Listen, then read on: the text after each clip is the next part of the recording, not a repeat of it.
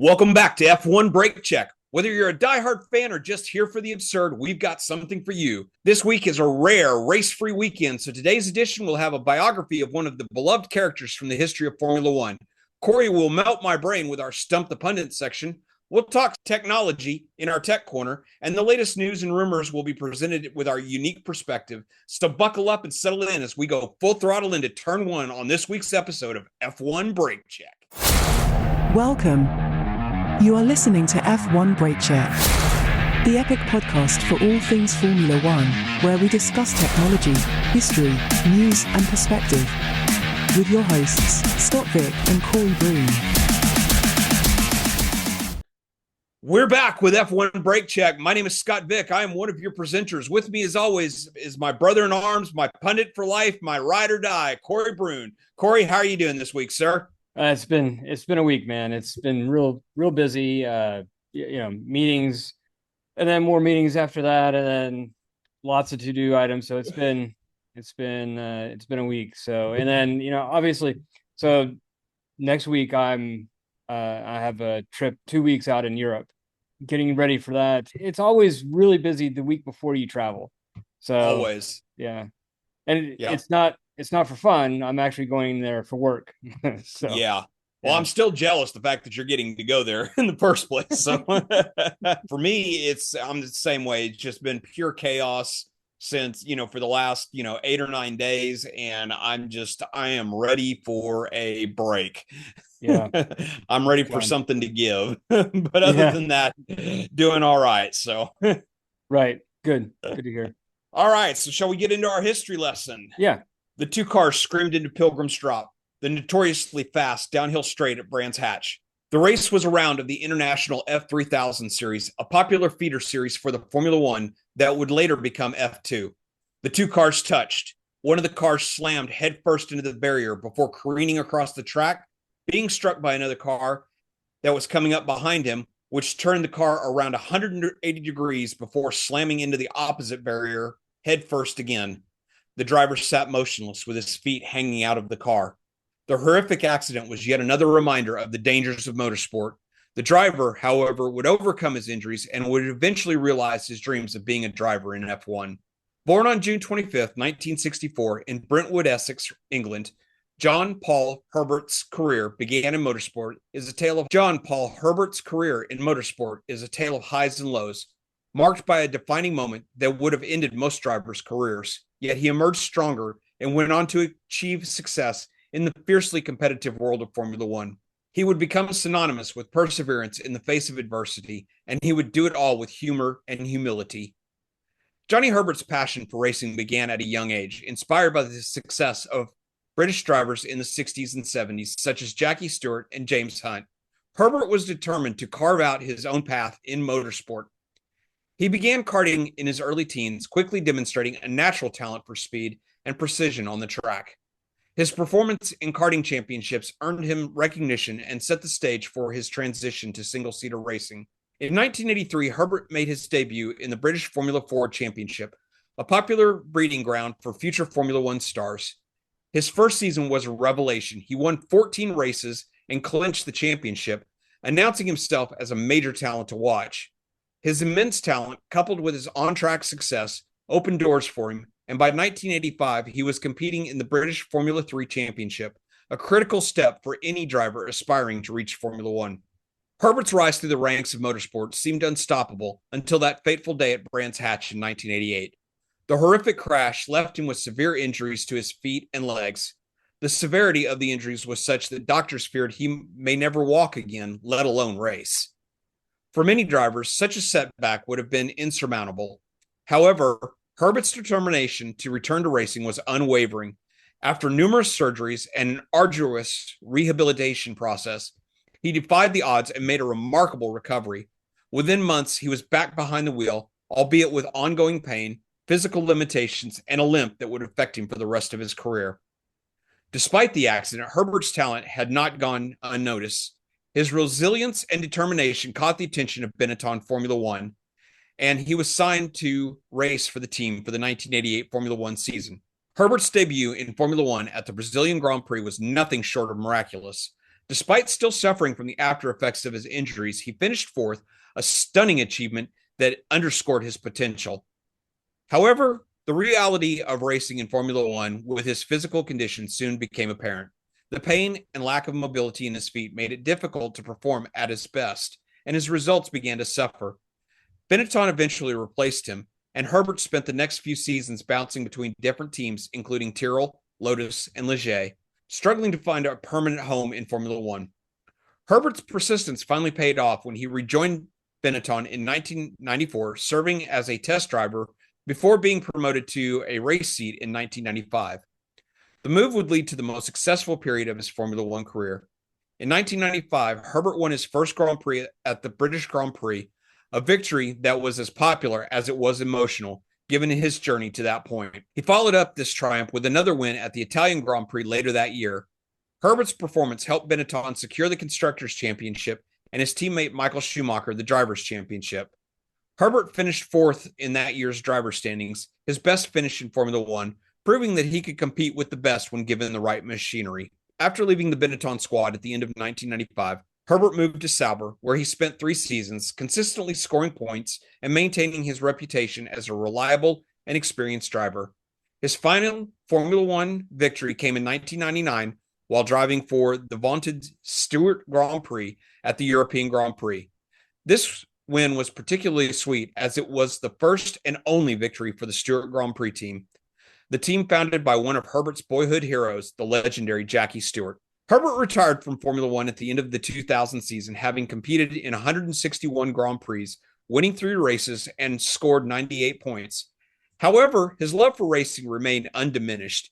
He went on to compete in other forms of motorsport, including the 24 Hours of Le Mans, where he enjoyed considerable success. In 1991, he was part of the Mazda team that won the iconic endurance race, cementing his status as a versatile and accomplished driver. With his days of competing finished, Herbert became a respected figure in the world of motorsports broadcasting.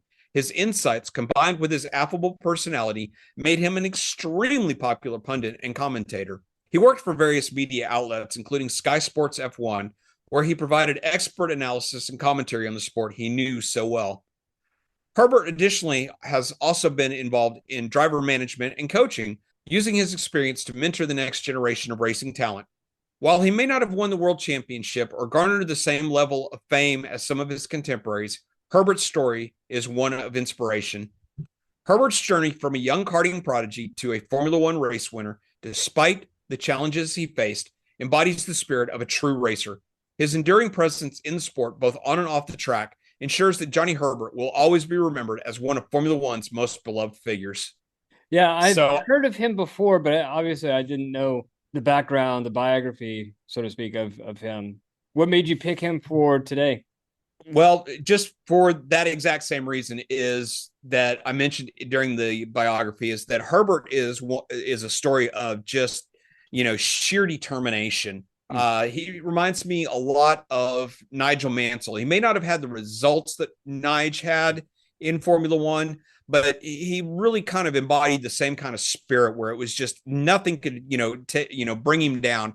And even though, he, had those injuries that still, he still walks with a noticeable limp to this day because of those injuries. His work as a commentator on Sky Sports and everything and other places, it's just, he's always in just his demeanor it's just so infectious because he is such a beloved person, on and off the grid, because he's always got a smile. He's always quick with a joke. He's got just an absolutely amazing wit to him and everything. And so I've always loved it, loved him as a personality. And I remember watching, that race in 1995 when he won, his home Grand Prix, something that, every, driver dreams of winning their home Grand Prix. But after everything that he went through, for Johnny to win his very first Grand Prix at the British Grand Prix, it was just amazing. And the podium celebration, watching the podium celebration live back then was just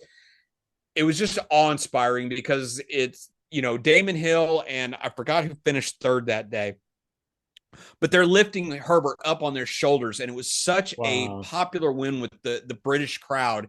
and everything, that it just takes your breath away and everything. And so I've always been a huge fan of Johnny, and so I thought it would be, really befitting to feature him in our biography this week. Nice. Next week's Tech Corner, we're going to do a much deeper dive into the construction of a Formula One car.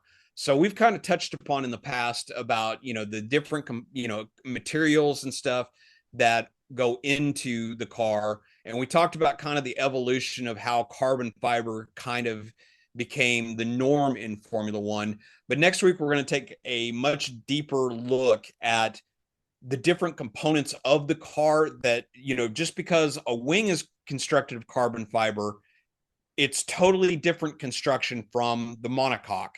And we're going to go into all of the different things that go into the construction of the cars, the different types of carbon fiber that are used, the different types of materials that are used for other parts of the car, and things like that. So tune in next week when we'll go into a much deeper dive of car construction. All right, so on to Stump the Pundit. So for those who are new to the podcast, this is a section where I, as a longtime Formula One fan, as you probably heard me talk about at the end of Johnny Herbert's biography, I am a longtime Formula One fan. I've been watching Formula One since the mid-'80s when I was in middle school. And Corey's more of a quote-unquote newish fan who has only come to the sport in the last, 7, 8 years? Yeah, about that. Yeah. So each week, what we do is we take and give Corey a chance to take and stump me on my knowledge of Formula One. All right. So, Corey, what do you have for me this week? Just really general F1 racing questions. So just a few. We'll go through a few here. Okay. So which Formula One driver holds the record for the most consecutive Grand Prix starts? Who is he, and how many races? Consecutive Grand Prix starts. Okay, most Grand Prix starts is consecutive. I think consecutive Grand Prix starts is, I believe, is Hamilton. Correct. And how many? It's over 300 now. I'm going to take a guess here, and it's 302. Yep. All right. Yeah. All right. Starting off with a bang, man. I thought I was going to get you on that one. Yeah. Well, the thing is, though, is that a lot of people would say that, would look back and would think, well, Schumacher. Well, the problem was, though, is that Schumacher didn't have consecutive starts because he got injured one year and broke his leg, and he was out for 6 or 7 races while he was on the mend. And so he didn't have consecutive starts, but I think he had I think he was somewhere in the 300 range himself, but they weren't consecutive starts. Right. Which team won the Constructors' Championship during the final season of the Turbo Hybrid V8? So the very last season that the Turbo Hybrid V8 was used in F1, 2013, who won the Constructors' Championship? 2013, that would have been Red Bull. Yes. If I remember correctly. Yeah. Yep. So that would have been 2013. So I think that was Vettel's 4th championship. Which driver won the infamous 1994 San Marino Grand Prix? Michael Schumacher. Yep. We've talked about this race quite a few times because it was marked by the tragic deaths of Ratzenberger and Senna. Mm-hmm. Yep. Schumacher did win that one. Yeah. Yep. And exactly. And the fact that, it was a very, very somber podium ceremony. And in fact, famously, Schumacher really didn't want to do the podium ceremony. It was only because the FIA forced him and the other drivers to actually do the podium ceremony. But if I remember correctly, because that day was very much emotional for, even as an F1 fan, because the news hadn't come back that Senna was gone yet, by the time the end of the race, but you kind of knew. Right. Deep down in your heart. It was a very emotional day. So a lot of that day, even for me, is somewhat of a blur. Sure. And if I remember correctly, I don't think they even sprayed the champagne I think they accepted the trophies and then they walked off the podium, if I remember which they correctly. should. Yeah. Yeah. All right. So in 2012, 7 different drivers won 7 different races of the season. Name any 3 of these drivers. What year was it again? 2012. 2012. Okay, so I'm going to go with I know Hamilton won a race in 2012. That's 1. I know that Vettel won a race in 2012. That's 2. I want to say Alonso won one. That's 3. Yeah. Okay. Extra points. Keep going.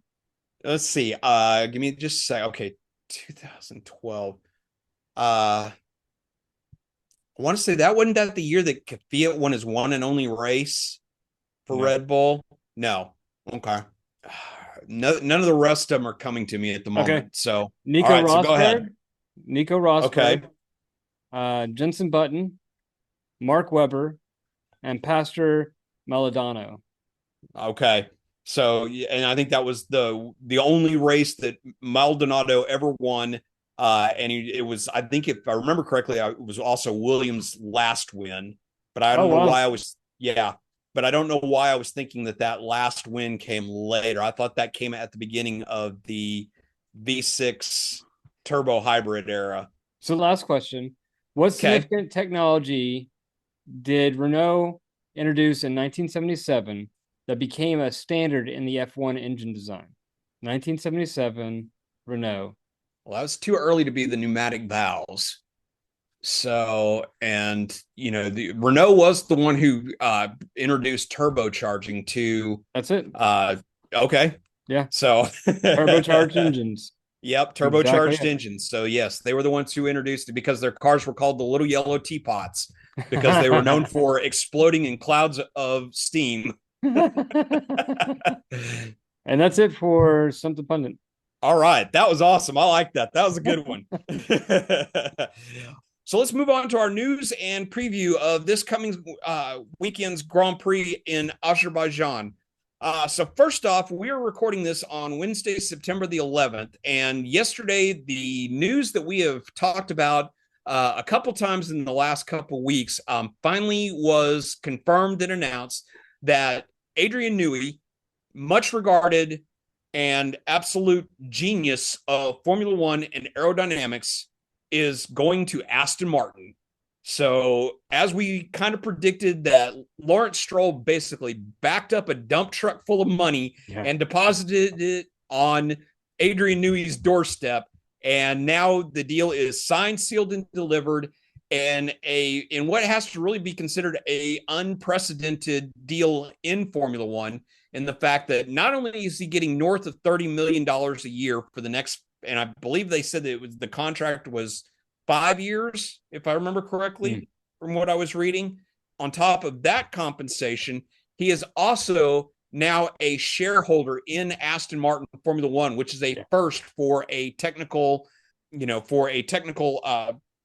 person. And the fact, and is also his title is going to be director of technology, which means he's going to oversee all technology, not just the aerodynamics and stuff of the car at Aston Martin for the next 5 years, starting in March of next year. That's awesome. Good for him. I think it's absolutely awesome. Yeah, we were talking about this offline, but Jeremy Clarkson actually let the cat out of the bag back in July. He was talking about how he knew Newey was looking for houses near him in England and not in Italy. So that there shows you he was not looking at Ferrari for a very long time. Yep, exactly. Well, but not only that, but I went back and because when you said that to me offline, it jogged my memory, and I went back and I actually looked at the interview. And you're right that he actually mentioned, that he was looking for houses in England in the area where Clarkson's farm is at, which coincidentally is very close to Silverstone, which is where the Aston Martin factory is at. Yep, exactly. Yeah. So, and not only that, but I mean, it's like I have a sneaking suspicion that Clarkson, because if a lot of people don't know this, but Clarkson and Newey were actually school chums. I didn't know They've that. actually known each other since they were very little. And so the fact that, Clarkson already kind of had insider information Yeah. and let the cat out of the bag very early on, just kind of cements that whole, puts a whole event in perspective. Yep. So with the idea that Newey is going to Aston Martin, okay, so because of non-disclosure agreements and things like that, he's not really going to have a whole lot of input into the 2025 car, at least when it breaks cover, and probably for the first, up until maybe the first race of the season, he's really not going to, especially during preseason testing, he's not going to have any input on the car for real.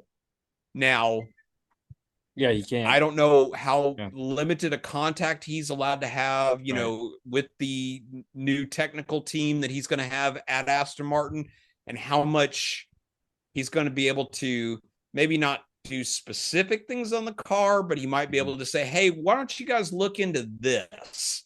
Right. Don't know how much of that he's going to have, be able to have. But with that in mind, let's fast forward to summer break of 2025. At that point, where do you think the Aston Martin is going to be?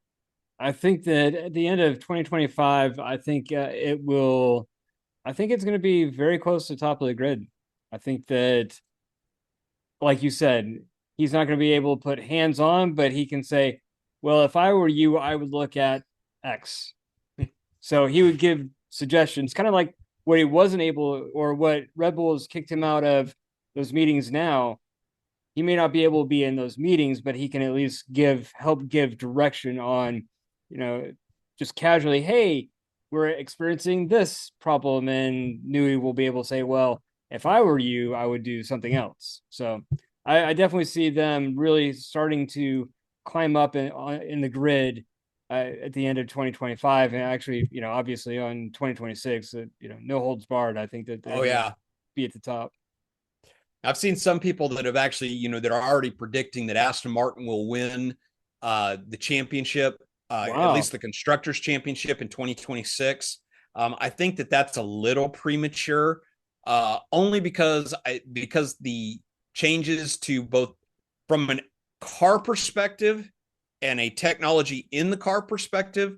Yes, I think that Aston Martin will be the class of the field, or very, very close. Mm-hmm. Really, a lot of it is going to come down to is how strong is Honda with the new 2026 engine regs. Right. I think that's going to be the whole thing. But the fact that Adrian is going to be able to also have input into the development of the 2026 engine, and because Honda is going to be very, very close by, I think that, that will go a long way towards making sure that they're as competitive as they can be right out of the box. Yep, exactly. So I definitely see that the car will be probably kind of, still middle of the pack when they break cover, when they go to, preseason testing, and for the first, handful of races until Newey really gets settled in. But by the summer break, and there'll probably be a raft of upgrades after the summer break that will just completely transform the car. And like you said, I think by the end of the season, there is probably going to be one of the strongest cars on the grid, just simply because of Newey's track record of what he's able to do, first year out with, like what he did with McLaren, what he did with Red Bull, when he went to those, companies after leaving Williams, what he did, in his second and third years at March, when it was still called Leighton House, before moving to Williams, what he was able to take and do with those cars was just nothing short of miraculous. So yes, I see that Aston Martin will very quickly rise from the mid-tier to fighting for wins by the end of next season. Awesome. I'm looking forward to it. So all right. So next item. Yeah. So we also last week we got the announcement that Jack Doohan has been given the race seat at Alpine as Pierre Gasly's teammate. So this has, taken away one more seat in F1. Mm-hmm. So we're now down to 2 seats left. But your thoughts on Doohan's promotion? We saw him at Canada. Mm-hmm. He was supposed to get his run in FP1, and due to the weather and a problem with the car, he really didn't get any running done while he was there. So for them to promote him to a full-time racing driver, your thoughts? I think it's fantastic. Good for him, and especially starting out at a team like Alpine. They've had a lot of management changes lately, so hopefully they can get the leadership right and get a solid car and really move forward with their two drivers now. Especially, Gasly, I've always thought that he was a fantastic driver. So having him be the lead number one driver and then have Doohan behind him, I think that's going to be a really good lineup. Yeah, no, I really agree, and I think it's really exciting the fact that although I don't think we're going to be able to, I have to go back and look at the rules to see what that cutoff is. But to have basically three, actually, no, I'm sorry. Yeah. So to basically have three rookies in the field next year for the first time in a long time, I think is going to be really exciting. And the fact that, we've got a young phenom in Jack Doohan. We've got an even bigger phenom in Antonelli taking over at Mercedes. We've got Bierman, who, although he's taking over the Haas seat full time, he is going to be pressed into service this weekend for Kevin Magnussen while he serves his one race penalty. Yeah. So it's going to be really, really interesting next year when the grid forms up for the first race of next season. Right. Yeah, it's going to be. We knew at the beginning of this year that next year was going to be quite a bit different. The grid was not going to look like it does today, and last year was really one of the only years that I could think of that just about every single driver kept their seat. There wasn't a silly season. There wasn't a whole lot of movement. So this season in 2025 will be very interesting. Yes, it will be. And like I said, I think it's going to be really exciting to see, what some of these young guns who, have been highly touted, to see what they're capable of doing now that they've, been promoted to the race seats. Okay, so next item.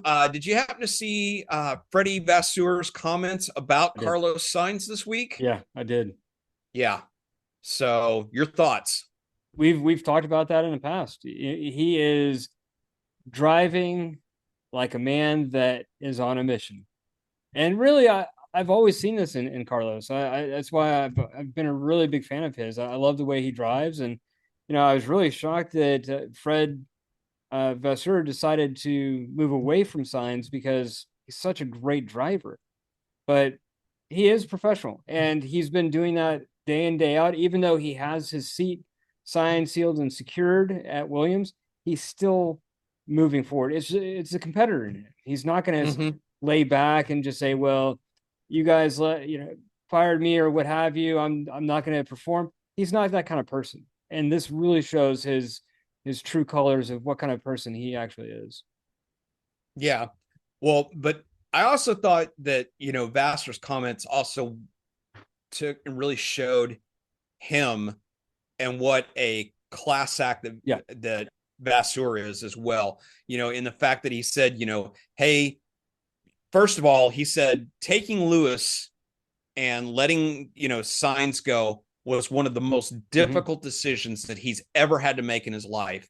And, that is saying something when, because most people would think, oh, 7-time world champion, guy who's only won, a handful of races, although he's been, extremely competitive and everything, that's a no brainer. You take the 7-time world champion, but the fact that Vasseur put so much faith and belief in Sainz, first of all, tells you right there what you need to know about Vasseur, about what a class act he is. But not only that, he even made comments that kind of left the door open that, if at some point in the future, like say after Hamilton, does call it a day and hangs up the helmet, if for whatever reason Bierman doesn't work out and there isn't a guy in the Ferrari Academy who, fits the bill, he's more than open to working with Sainz again. And I thought that was just a real class act. And the fact that they've agreed, they both mutually agreed that Sainz is going to fight to the very last corner of the very last race. He's going to fight as hard as he can for Ferrari. And I just thought that was it just shows, what a class act both guys are. Completely. Yeah. And you're exactly right. Vasseur, there's not enough good that can be said about him. I agree. I put Vasseur right up there with the best of the best as far as the team bosses go. I put him right up there with Zach. All right, so moving on to the next thing. Okay, so like I said, when we talked about Jack Doohan being signed to Alpine, we've got the final 2 seats that are available for next year. So the first one we're going to talk about is the Sauber. So we know that Nico Hülkenberg has already been signed because Audi is very keen on having him in the car starting in 2026 when they take full day-to-day management of the team. So who do you think? Okay, so first of all, the way I'm going to pose this to you is, who do you wish would get the second seat, and who do you realistically think is going to get the second seat? Who I would hope that would be Vettel. I would love for Sebastian Vettel to come back. That's not happening. We all know it's not happening, but you ask who I would hope, that's who it would be. I love it. Yeah. Anytime I see his name trend on Twitter or on X, I always think, oh my gosh, is he coming back? Is he coming back? And it's not. I think he's having too much fun, pursuing his other interests outside of Formula One. Yeah, agreed. Realistically, I would hope that Bottas, because things are starting to look pretty grim for him if he does not get signed at Sauber. So I would hope that they would keep him. He's a great driver. There's no doubt about it. He's just in a horrible car this year. So I would hope that he would get signed. Realistically, that's where I'm hoping he goes or stays. What about you?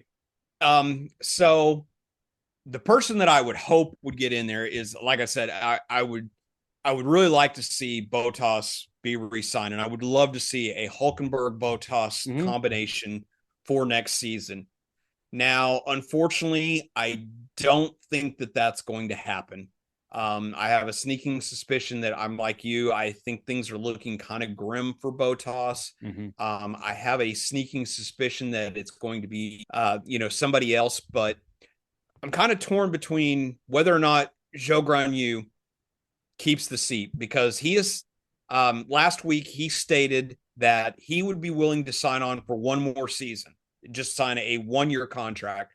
Whereas Bottas has made it pretty clear that he's only interested in a multi-year deal.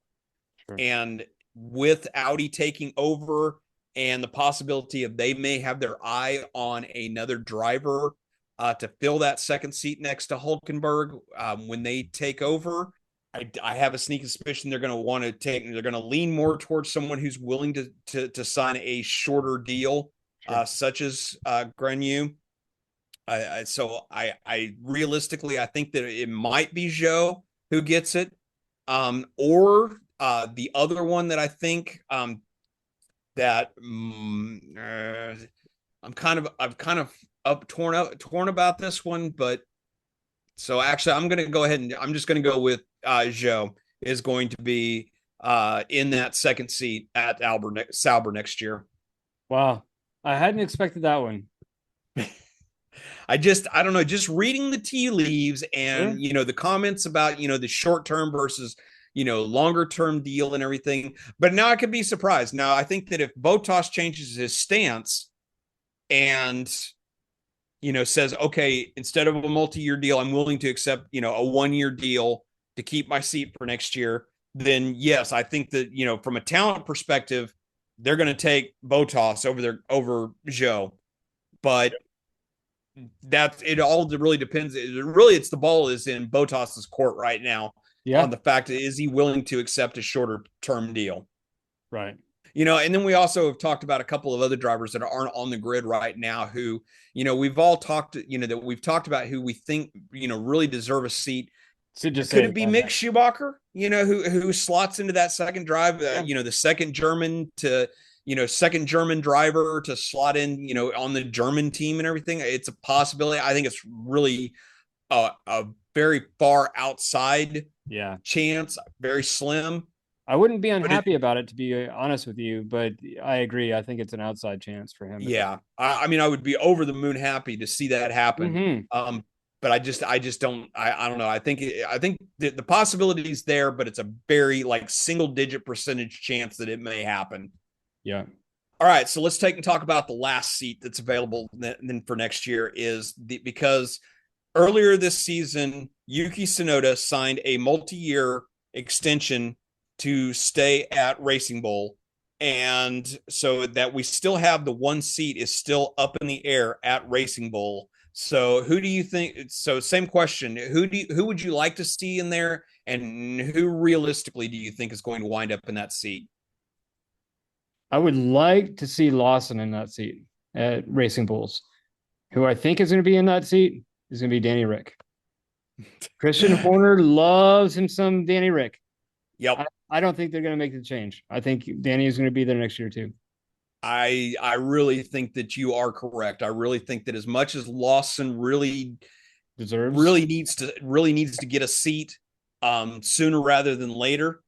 And I have a sneaky spit, but having said that, I think that when Danny Rick signs the extension, there are going to be some very clear-cut performance parameters put into the contract. There's certain things that he's going to have to meet. And if he doesn't meet those, and I have a sneaky suspicion it's going to be pretty early on into the season, or it'll be, you have to meet, criteria A, B, C, and D, by the fourth race, and by the eighth race, you have to have, so it's basically, they're going to break up his season next year into 4 race chunks over the season and say, okay, for these 4 races, this is what you have to do. And we're going to reevaluate at the end of the 4 races. And I fully believe that if Danny Rick does get that seat, he's going to be on a very, very short leash. Yep. Yeah, I definitely see that happening as well. All right, so let's move on to our preview of this week's action in the Principality of Azerbaijan. So, and the Baku street circuit. So, first question to you, Corey, who do you think is going to go well this weekend after this 2-week break?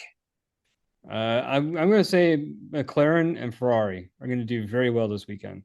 I'm gonna go out on a limb, and I'm going to say, because apparently there's the rumor has it that Red Bull has a number of upgrades that are coming this week at Azerbaijan, and I have a sneaking suspicion that those upgrades are going to make a big difference on the car. So I'm going to put Red Bull in there in the mix, but I think it's going to be all, like you said, I think it's definitely going to be McLaren. It's going to go well. This is going to be another circuit that's going to really suit the McLaren this week. Now, Ferrari, I think they're going to be down a little bit on straight line speed, but if they can nail the setup around there, especially through, the tight, Old City section, which is a lot tighter and much, and much more technical, that I think that's where they'll make up time. So I think it's those 3 will be the ones who will really go well. Yeah, I almost went to Red Bull as well for who will do well, but historically they haven't done very well on street circuits, and just with the amount of issues that they've been having lately, I hope I'm wrong. But that's why they didn't make my my good list, so to speak. All right. So who do you think is going to struggle this weekend? I kind of let the cat out of the bag there, but I think that we'll still see struggles with Red Bull. You and I are opposed on that one. Red Bull, I think, is going to struggle. I think that Aston Martin will continue their struggles this race as well. Yeah, I think those 2 primarily. All right. Well, we're going to be on completely opposite ends of the spectrum yet again on that. in the fact that, like you said, I think Red Bull's going to do well. So I think that Mercedes is going to struggle this weekend. We saw them take a little bit of a step back at the last race. And from my understanding is that they're still have some of the upgrades that they brought, that they've come, they kind of went in the wrong direction and they need to right that. But those upgrades aren't going to be ready until Singapore. Now, I could be wrong. I don't have any kind of insider information. I'm just going on the rumor mill that I've heard, online, but that's what I've heard. And so that's why I'm going to say that Mercedes is going to struggle this weekend. And I think that, the usual suspects are going to struggle this weekend as well. I think Alpine and Sauber are going to really struggle this weekend. I really don't see this track suiting the Alpines very well. And I see that they're going to have a pretty tough sledding this weekend. Yeah. It's funny. I almost said Mercedes, but I still am holding out some, I don't know, hope that we wind up with a true 4-way fight. Yeah, right. So, but they almost made my list as well. But they narrowly edged out. So because of my hope that they're going to do well this race. And they usually do okay in straight races. That's why they didn't make my my bad list, so to speak. All right. So who do you think is going to surprise this weekend?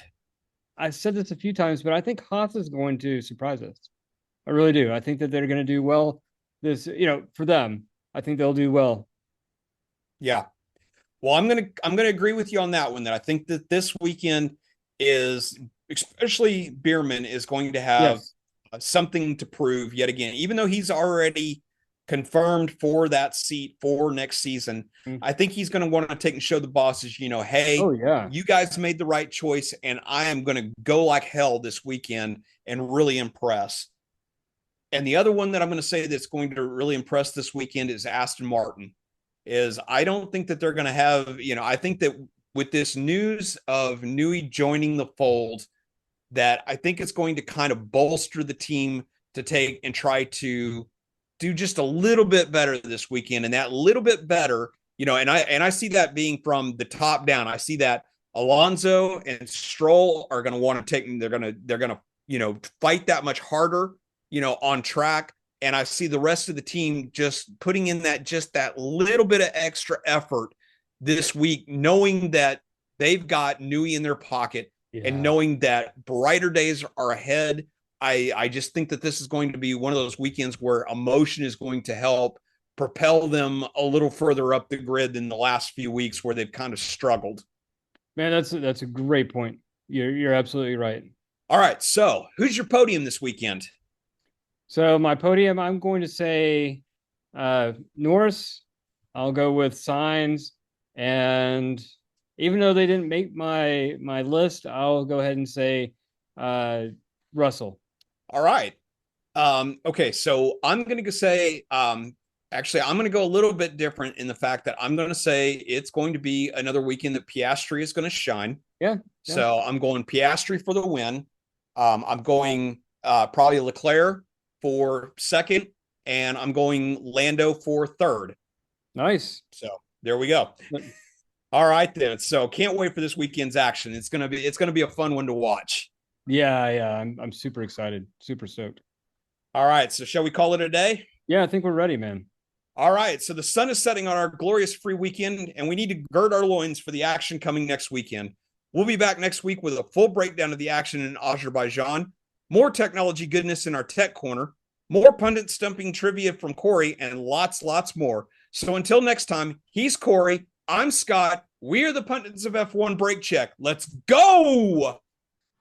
Thank you for listening to F1 Brake Check.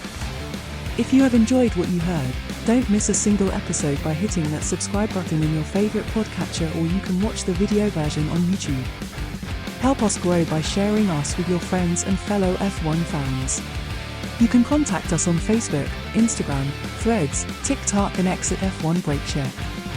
Our website is f1brakecheck.com, where you will find links to all our content. We value your passion and your feedback, so please take a moment to review our podcast. Your reviews help us grow and improve, and it means the world to us. Share your thoughts, rate us, and let us know how we can make the show experience even better. F1 Brake Check is a production of Brake Check Media. For your hosts Scott Vick and Corey Broom, until next time, keep yourself inside track limits and try not to pitch it in the kitty litter.